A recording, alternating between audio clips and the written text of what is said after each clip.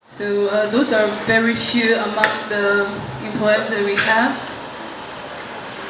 And we have different assets. We use our database. We have a newsletter where we send weekly newsletter or job vacancies updates. We also use our social media to advertise the vacancies. And our future direction, where we see ourselves, what we are working on, projects that we have.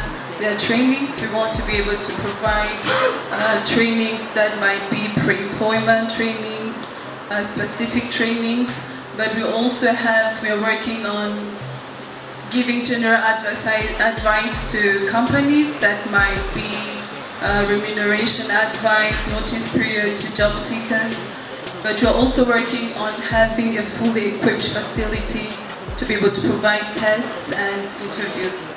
Yes, so we have a full recruitment service that includes the shortlisting. So we advertise for the client, we pre-select for them, and we run the interviews and written tests. And we send very few candidates. So what we do is we save time for our clients. So to answer your question, yes, we have a full recruitment service. We are working together with Mifotra. I think e-procurement is more on tenders. There is the one for jobs and internships. So we are working together. It is not really affecting our revenues because we have been helping them, like supporting them and give them informations for them to build that portal. We are on if you see on the website, we have a public sector site for jobs only specified for the public sector. So we take those jobs from their website. So they are still working on the website, but in the meeting that we had, we were working on a way that they will be posting our jobs, but they put on a link directing to our website. So that will not take our clients aside. Just a follow-up. So where is your largest source of revenue, and how do you help government build a platform that will take away some of your business?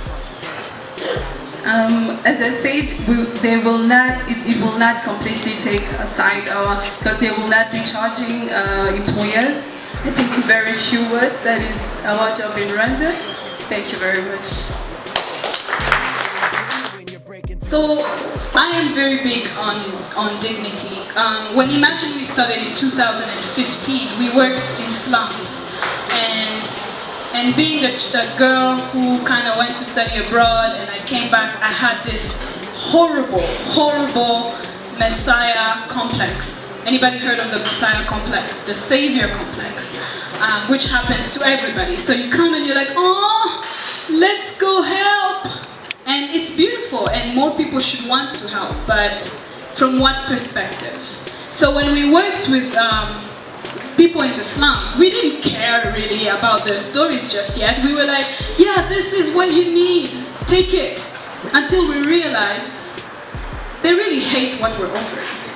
Because we've never taken the time to ask them, what do you value? What are your priorities? What do you like about yourself? So we donated books from abroad in different schools. So we had all the Dr. Seuss's come in, we had the Cinderellas and all these beautiful things. And we were like, these guys need this. So we donated. So we still do that with a slight change. So we do 250 books per organization, be it a school or a hospital or a community, an NGO that wants to work with kids. And we did a lot of reading programs with little children, and we told them, hey, this is Dr. Seuss. Dr. Seuss is my favorite author, and I was trying to shove him down other people's throats. Not gonna work. But you know, we offered what we thought was best, and kids, of course, would be very respectful and smile. And as soon as we would step out, they would say, "What are we doing?" You know, we what is this? We don't relate to the landscape, we don't relate to anything in those books. And of course we kept hearing these stories and we realized we need to create stories that they can relate to, that they would love. So we started, you know, our publishing house, and no back, it's okay. Yeah, so representation is what we're all about. You see a kid that has kinky hair like you and being a superhero in a book, and you'll see I can also be a superhero. I can be whatever the kid is in the book. And we started realizing the power of representation. Some of our characters come from villages that are fun and they go fetch water before school. And kids were like, I do this too. And I can become what this person became in the end.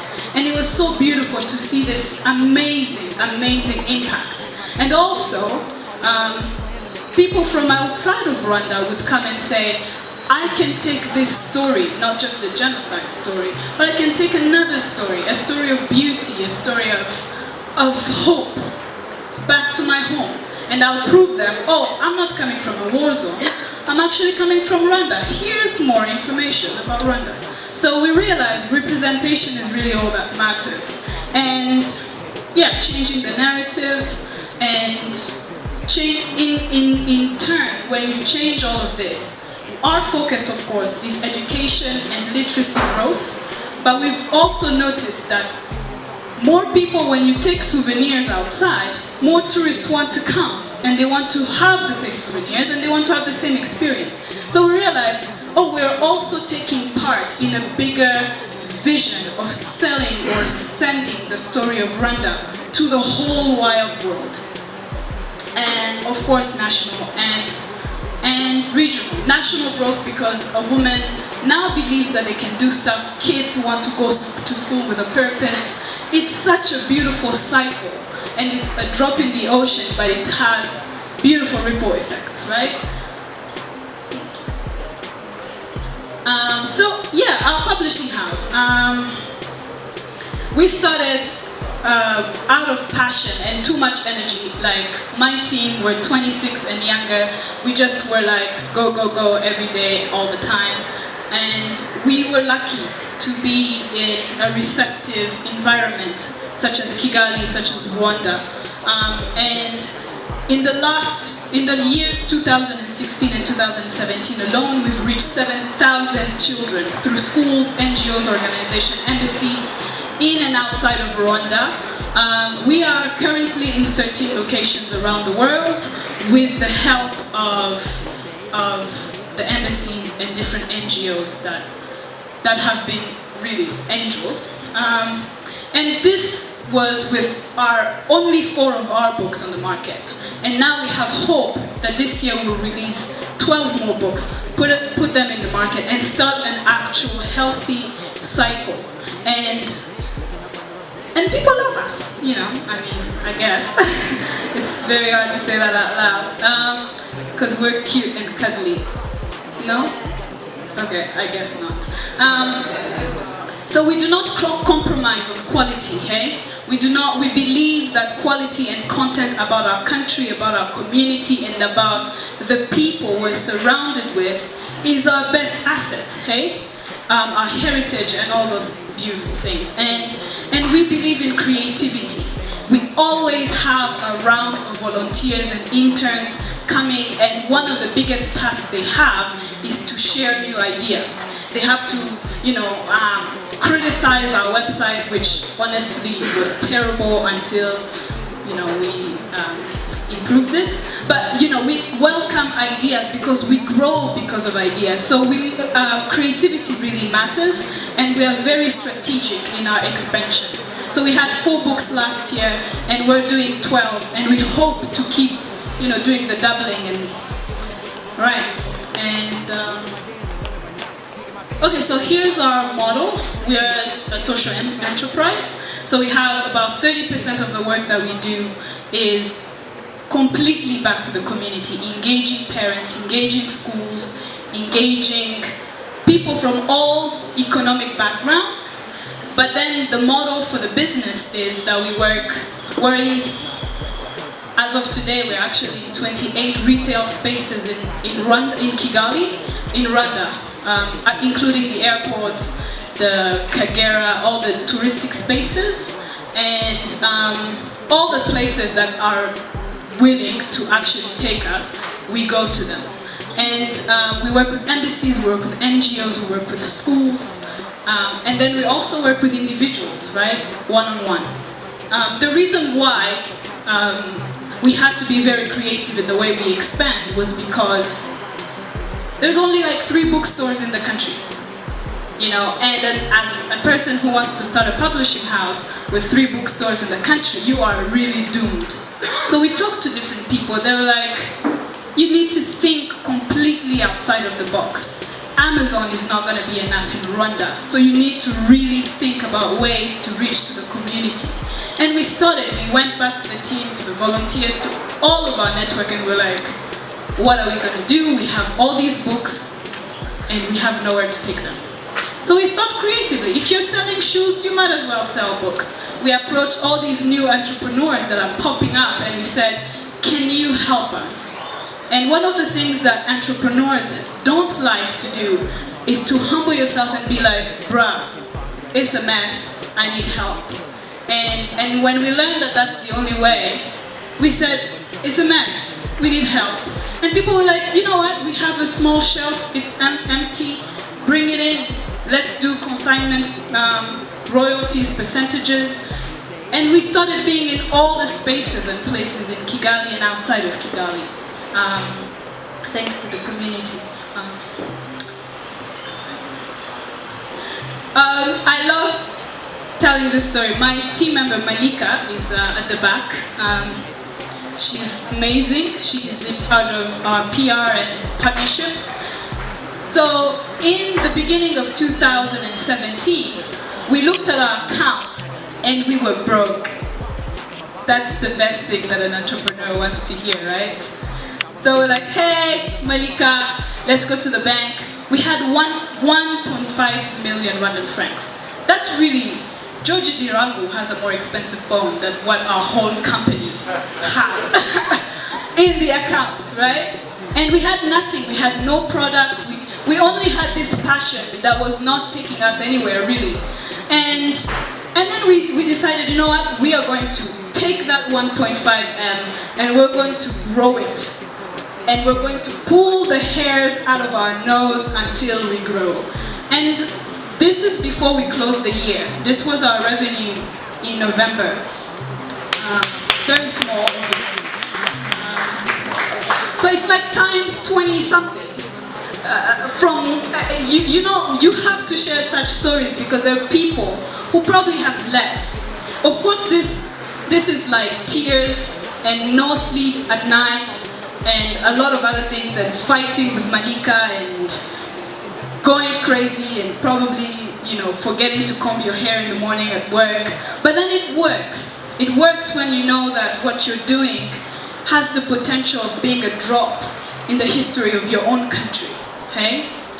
So that was with 4 books on the market. Obviously now with 12 books on the market and 12 stories that are going to be shared around the world, we're really excited. You can only be excited and you can only hope to excite other people about what they're doing, but also what you're doing.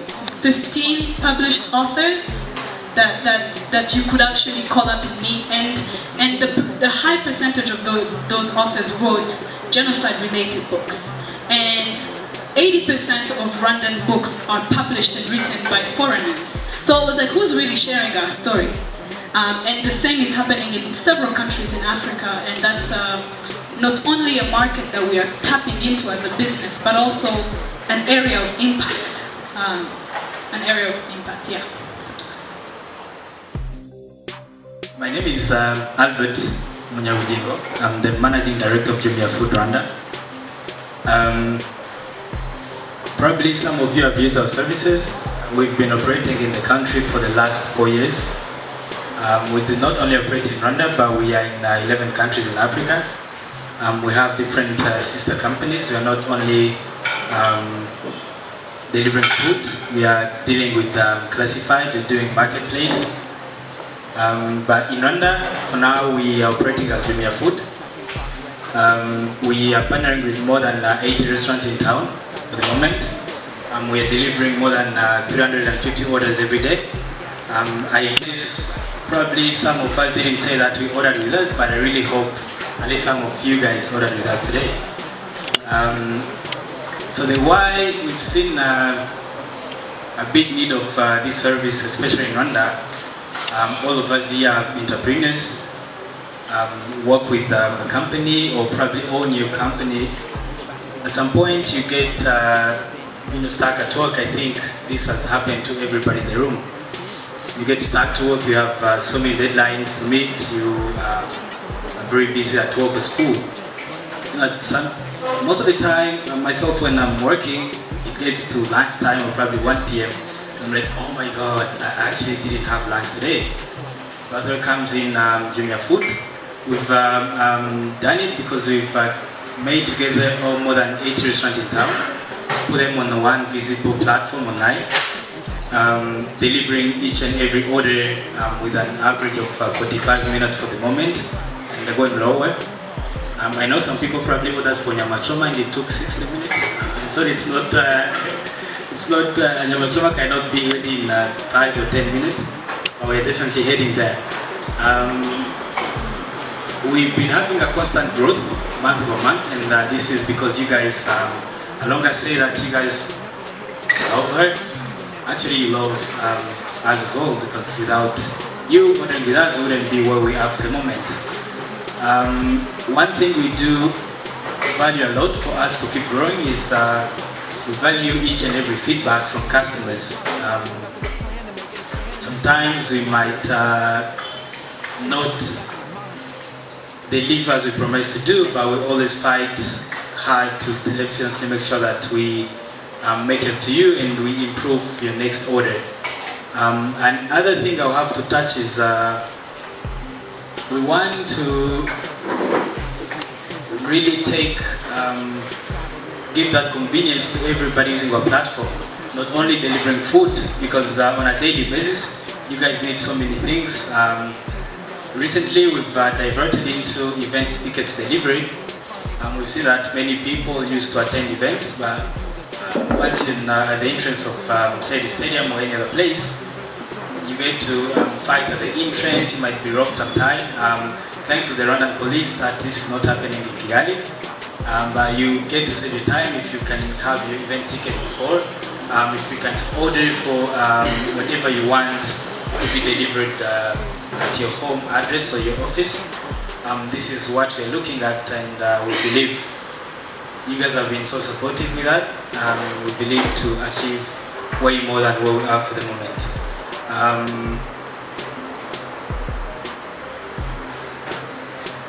Another important thing we are looking at is people living in Kigali are not the only ones who are ordering their lunch or dinner every day. But our country as well, people are looking at us. We are looking at some other places of country to train the restaurants which are working from there, make them understand that not only people coming to dine in, people staying home need actually that service. Because for most of the restaurants we already work with in Kigali, for them we've added 30% of their sales on a monthly basis. So against restaurants in different places around Rwanda as well need to add that 30% or even more than that on their monthly sales due to non-line visibility on a platform like Jumia Food. I think I've probably went a little bit below than 5 minutes. This will go for question and answers. Thank you very much. So one, we are very selective restaurant to work with. Two is we are very, very keen to our delivery people. The cleanness you guys have probably seen boxes of Jumia Food branded boxes moving around each and every morning, end of day, randomly different hours of the day. We have to cross-check about the safety of these boxes. We have to cross-check with different deliveries we do from restaurants. Obviously, from feedback we get from customers as well, we do value that. Whenever we've had a certain issue, from restaurant, or probably our delivery guy, if we ever happen to have that. I guess that restaurant or that same delivery guy will have to be reachable on time. But for the moment, we take restaurant and delivery people. And you know, the safety road we are passing by on a daily basis. This is working for the moment. It's granting the security of the food we are delivering. Thank you very much. Yeah, our next company is Hard. Thank you very much. Woo! Good afternoon. My name is Kanisa, and I'm from A-Rate. Rate. I mean, the definition is African renewable energy, but it's A-Rate in short.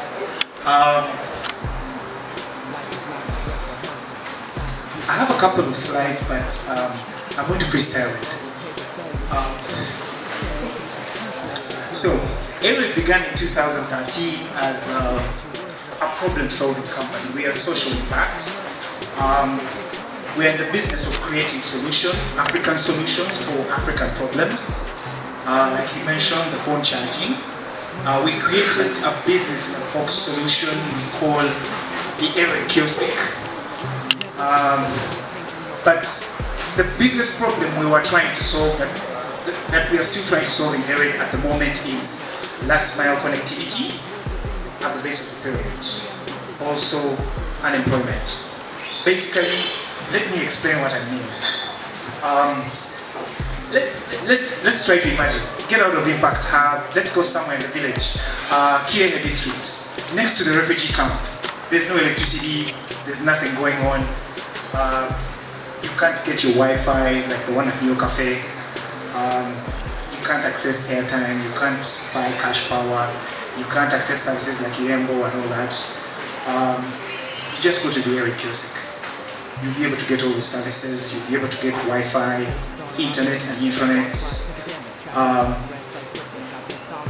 Basically, A-Rate is creating employment for women, people with disabilities, refugees in Rwanda and in Africa.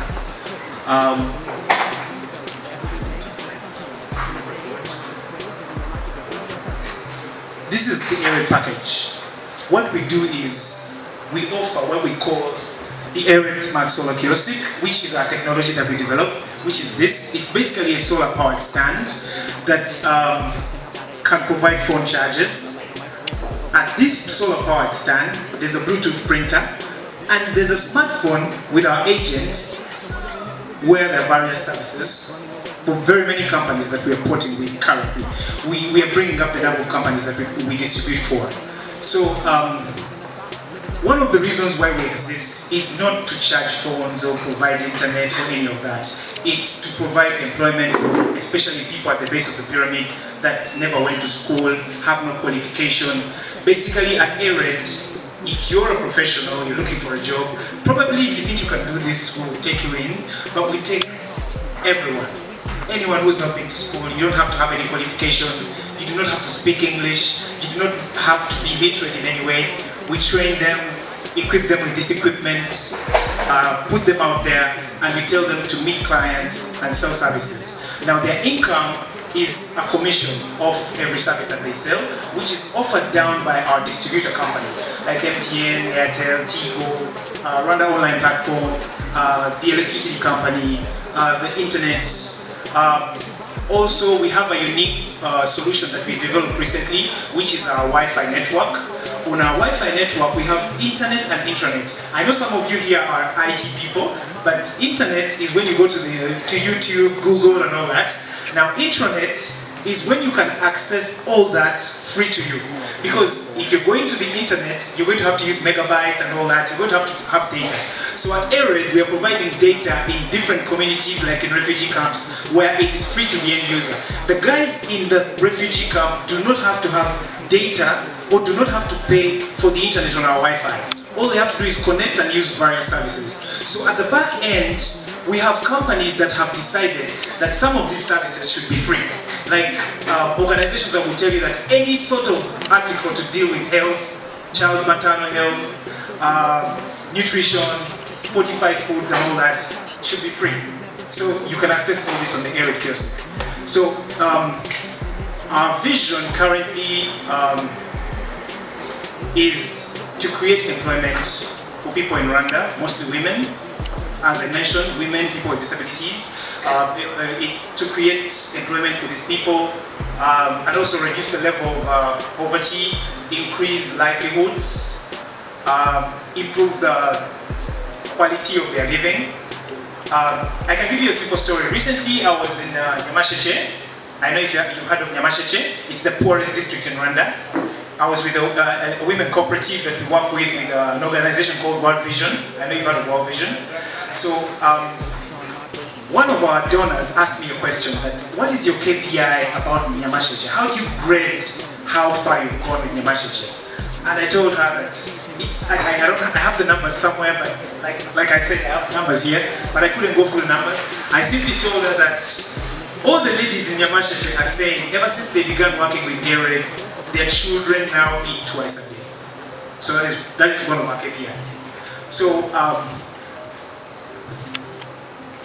in short, we are building last mile connectivity, creating employment, and also building micro entrepreneurs in Africa. We started in Rwanda, we are a Rwandan company, but now we are in Nigeria, we are in Uganda, we are trying to open up shop in Kenya with Vodafone. We are thinking of expanding to Tanzania as well. And last year was a good year for us. We won about 8 to 9 grants. We won something called the Green Challenge. We are one of the first companies in Africa to actually turn up, at least runner-ups in the Green Challenge competition. We came third with another company called Atenebo. So our future expansion is, we are thinking of building at least 800 to 900 micro entrepreneurs in Rwanda, in all 30 districts. Most of these are going to be women. Unfortunately, they won't be from this crowd because they've not been to school. We are trying to build micro entrepreneurs of people that haven't been to school, people that don't have the option of applying for a job, people that don't have the option of auditioning for anything, people that don't have the option of actually choosing the kind of work they have to do. So we are empowering these people now to be able to create employment for them. And we are also making services come closer to you. We have layers to our business. I've heard about Imagine We. They say they are going digital. I've heard about Jumia Food. So I know most of the current application of all those companies is in areas, in urban areas where there's infrastructure. So with A-Rate, you guys are going to be able to reach communities that you otherwise couldn't reach because our network is there. We are creating a Wi-Fi network in all these areas. And one of our biggest dreams is to build the largest privately owned Wi-Fi network in Africa. Thank you. I hate to ask questions several times because people can get tired of you, but I really love what you're doing. Honestly, as an advocate of climate change, I really feel like you are doing something of great importance to our community. You discussed it in the line of business, but me, I would like to now intervene in line of mitigation to climate change.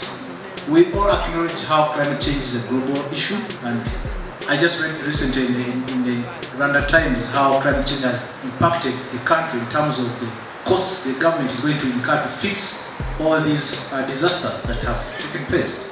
So, as you showcased your enterprise and it's run on green energy, that is from solar energy. So, how have you been impacted by the change of climate, and how do you look forward in terms of fixing that? Thank you. When we went solar powered, we were thinking about the remotest of areas in Africa.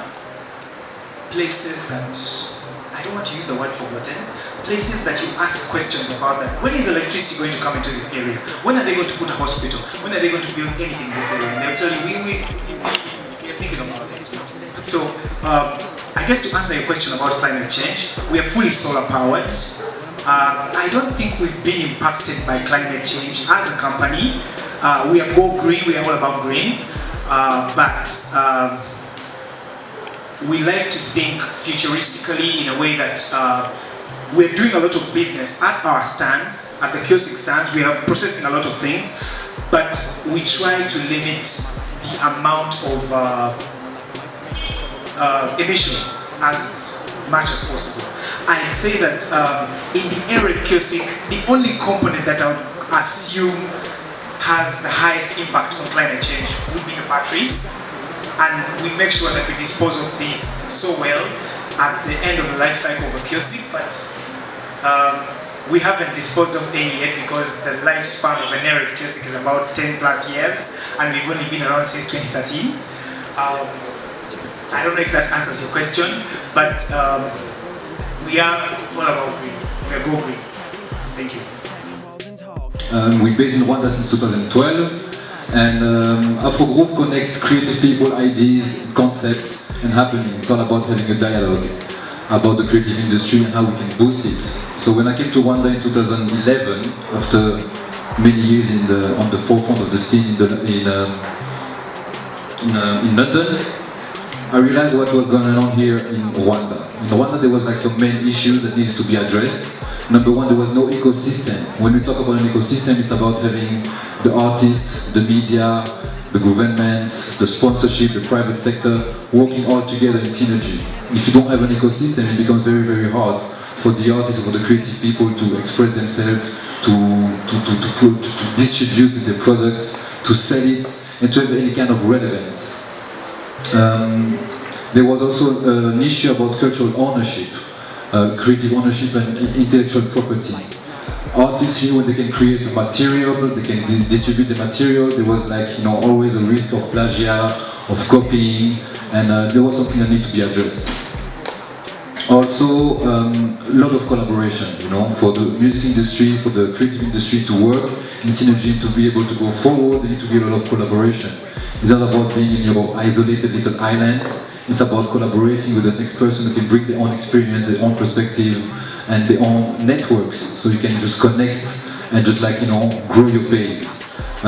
It was also about relevance. Rwanda is really looked at the moment because of our past, because of our history, because of our political progress, economical progress, socio-economic progress, and the story about Rwanda, the narrative about Rwanda rarely talk or rarely highlights or artists or creative people, and this was something that needed to be done because we have a very big opportunity because the whole world is looking at us and we can't, the relevance of a country sometimes is about how do you express yourself to your own country, how do you dance, how do you create music, how do you create poetry, how do you paint, how do you draw, how do you do photography, and Rwanda is as I say, it's really looked at by the whole world.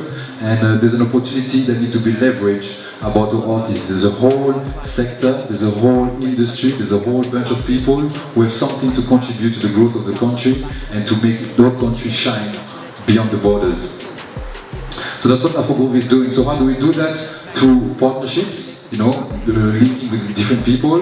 We do that as well by that ambition that we have at the Root House as well is to develop the streaming, the podcast, and internet radio as well. An internet radio that's going to be not by itself and as an isolated little island here in Rwanda, but it's going to be connected with a whole network called Urban Jazz Radio, which are based in London. They have an antenna in London, an antenna in Lagos, so West Africa, and here in Rwanda at the Root House we're going to have the internet radio East Africa, Urban Jazz Radio at the Root House. So it's about being able to document in real time what's going on.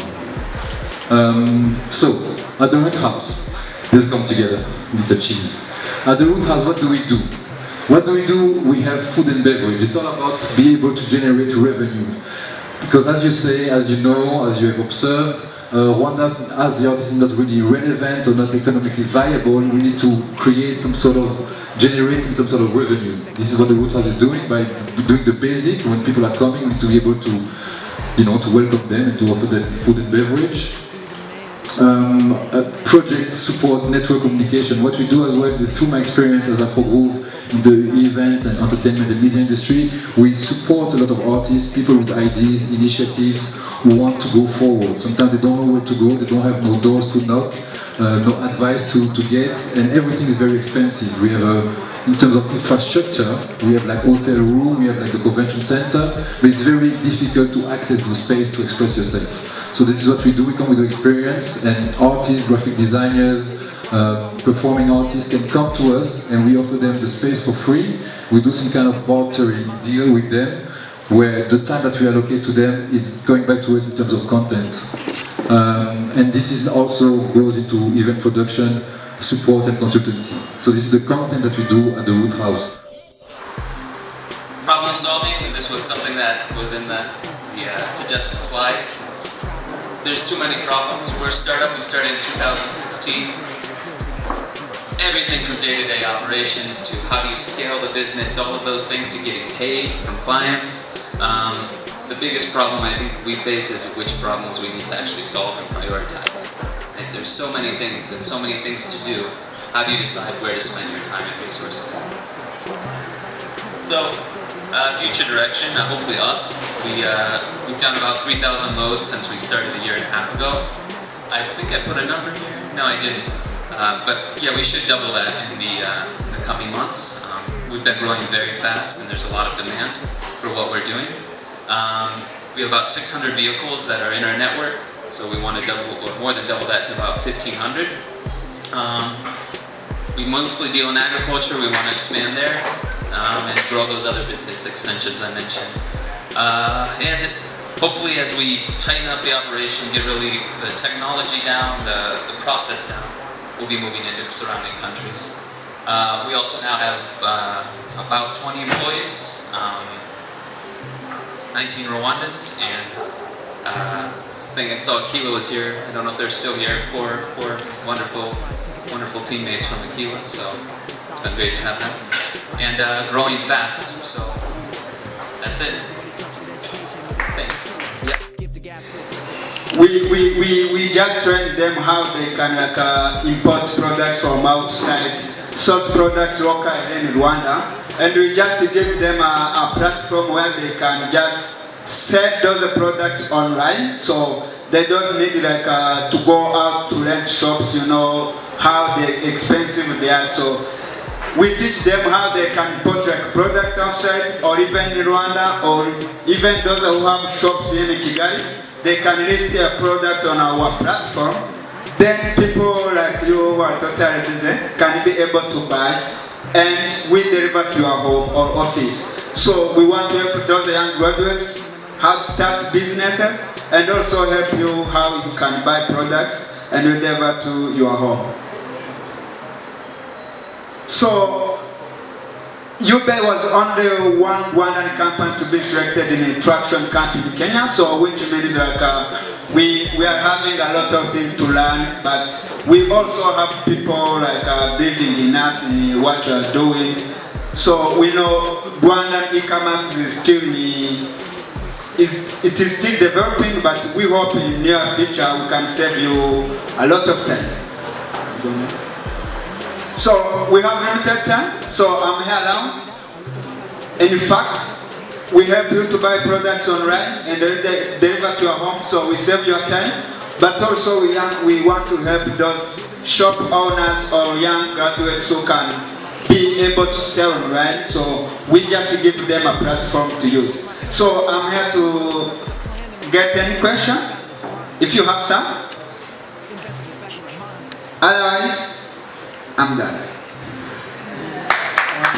As of right now, again, in the interest of time, I'd like to introduce Chris to tell us about the whys of the G5. Thank you very much. Thanks so much, Michael. Good evening, everyone. I hope everybody enjoyed the weekend.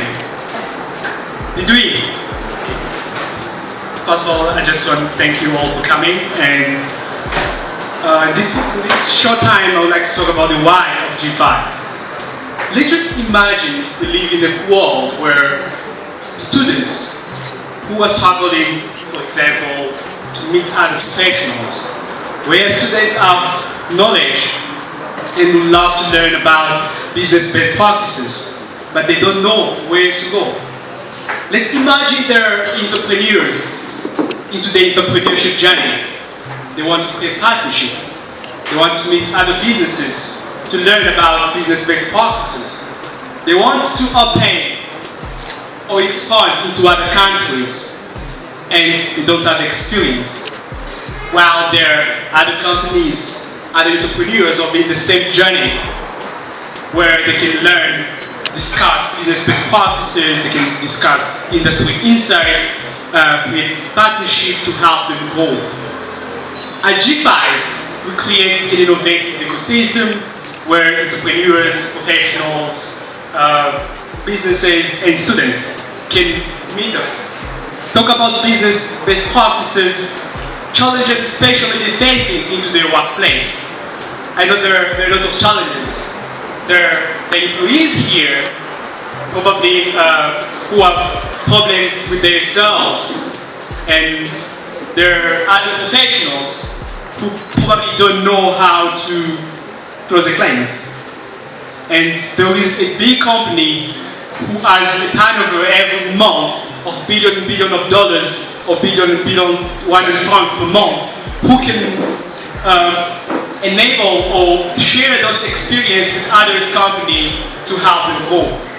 At G5, we really value and we try to create a platform where we work with the 2020 vision, where we want to make our country a knowledge-based economy, where we share knowledge, where we share business best practices, because remember, the development of a country is all about how fundamentally we build our businesses, how we partner with the best businesses in the country, how we learn from each other while not competing, but learning, getting insights, getting best practices to help each other grow.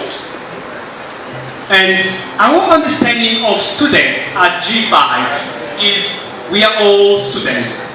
There is a Japanese proverb, there is a Japanese word which called the Kaizen.